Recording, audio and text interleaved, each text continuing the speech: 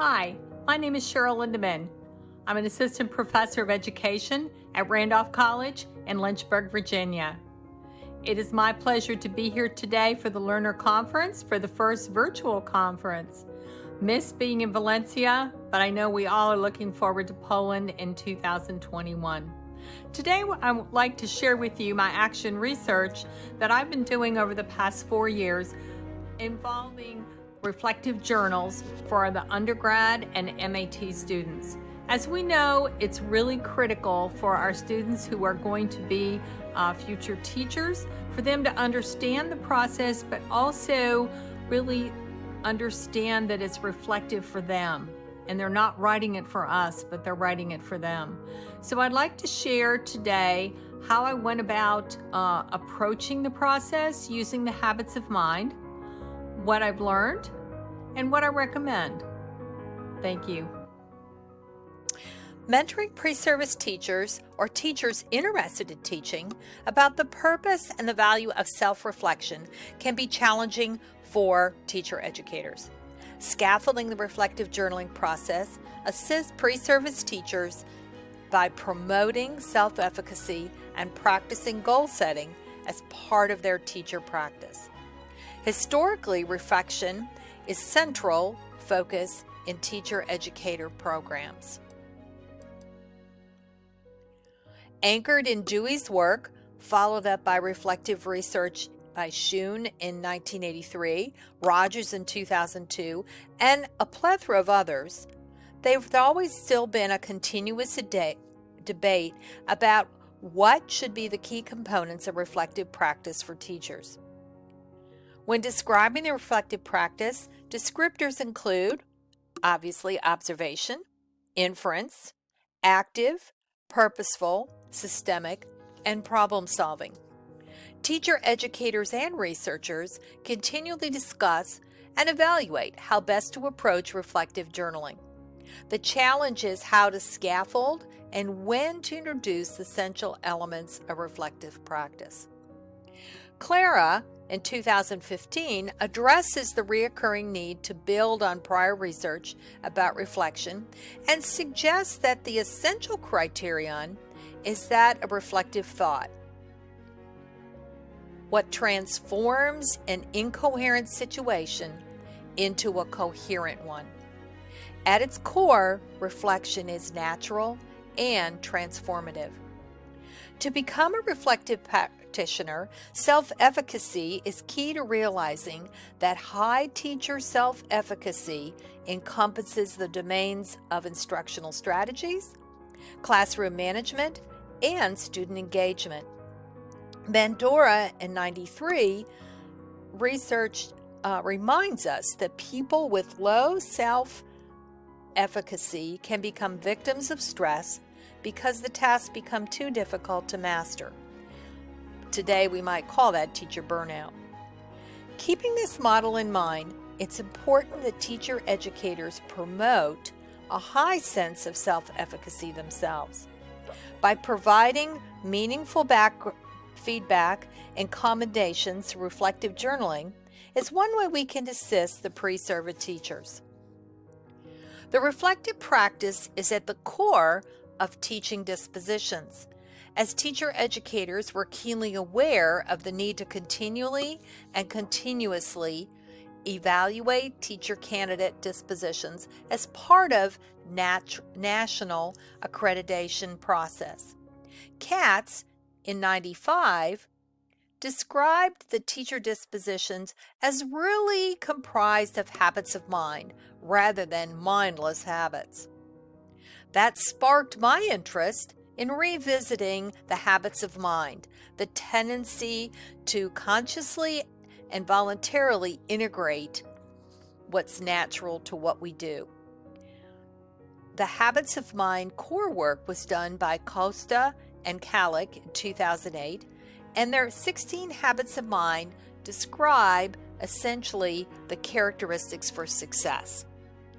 Notice that persisting is up there at the corner, and the rest of these are just listed to give us an overview of what these are all about.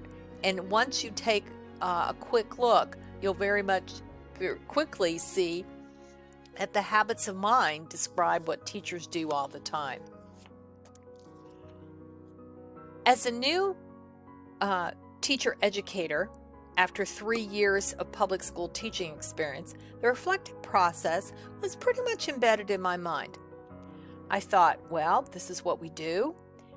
The habits of mind were pretty much synergistic with the way I was thinking, so we could just go from there.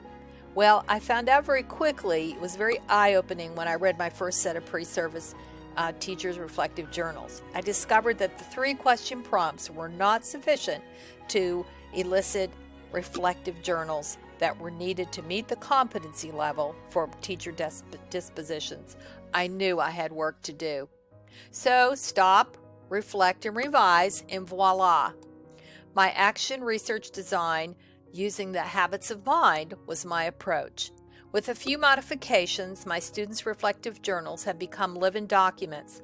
Students bring them to post-conferences and are open to share their thoughts, their surprises, and their successes. So my research question, will a habits of mind approach assist pre-service teachers' understanding about the purpose and value of self-reflection, emerged. Each cohort started with an overview of the habits of mind in our course, and then I asked the students to rank order their personal top 3 recommendations of what are the 3 characteristics you think are important for teacher success. Over my 4-year period of including this in my introductory lessons, persisting was the top 1 of both the undergraduate and the MAT cohorts. For the undergraduates, managing impulsivity was very important and applying past knowledge to new situations. Whereas the MAT cohorts were now looking at the metacognition level and remaining open to continuous learning. They had completed 4 years of a bachelor's experience. Their minds were at a different place. So how did this happen?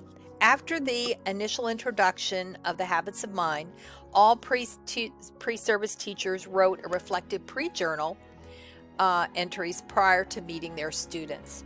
The journals were scored based on the habits of mind to elicit teacher dispositions relating to self-efficacy and reflection about themselves as educators and their future students.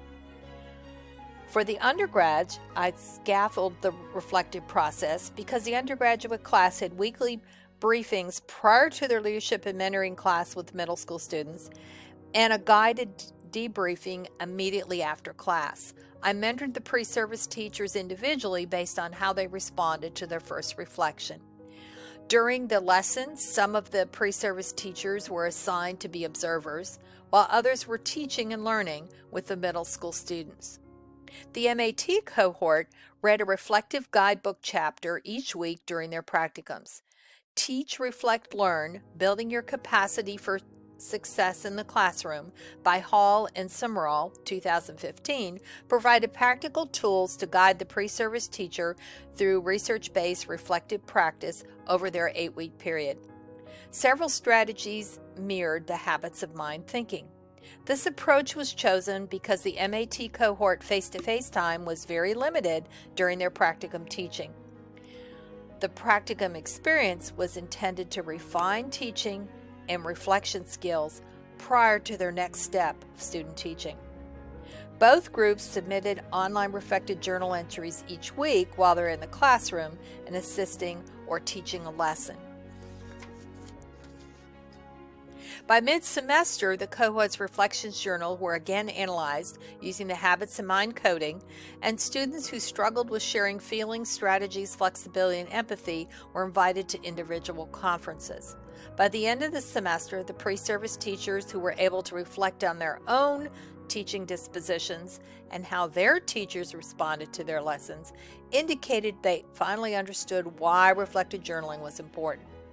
While the MAT cohort continued on student teaching, 99% of them were comfortable with reflective journaling.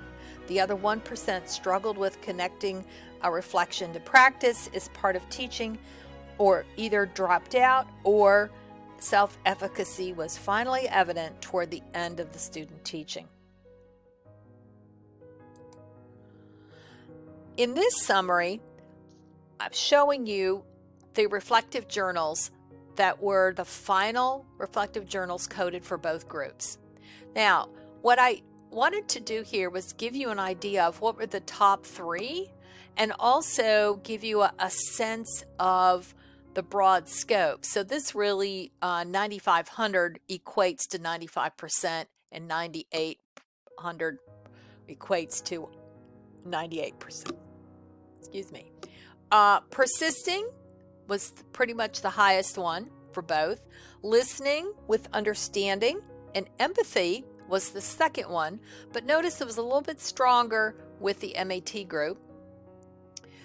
Creating, imagining, and innovation was third, but then we deviate. Thinking flexibly was very important to the undergrads when they were working with their middle school students, and remaining open to continuous learning was the final one of the top 5 for the undergrads. Whereas the MATs were now in thinking, and that relating obviously to some of their journals and putting ideas together, and managing impulsivity. So managing what was going to happen with their students and themselves going through that process. So what does this all tell us? Well, it's really important that we see that the whole process involves reflective, as we can see, but also it involves understanding that we as teacher educators can maybe modify how this whole process is going to take place, and that it could really be a different way of introducing the information. And I personally think this allows for the students to really get a custom differentiated view of how they're going to work through the entire process. Linda Darlin Hammond makes a very important case that we really need to look at what the teachers are doing, and also understand that they have to make the shift from how they were taught to how they will teach their own students, and use appropriate strategies based on observation, research, and reflection. So going back to my research question, did the habits of mind approach work? Well, I think it did, because the coding process revealed to me a new perspective about how my pre-service teachers were progressing. It allowed me to ponder what I can do better as a mentor and pinpoint where they really are in their work. And it also allowed the students to start to see that some of the characteristics that we expect of them to be teachers and effective teachers are really habits that we should have in daily life. And for these students to be able to understand that, I think is very powerful, and we hope that we will continue to be successful with our process. So in my undergraduate and MAT cohorts, the habits of mind approach helped my students focus on essential characteristics for success, and they now understand the importance of reflection during that process.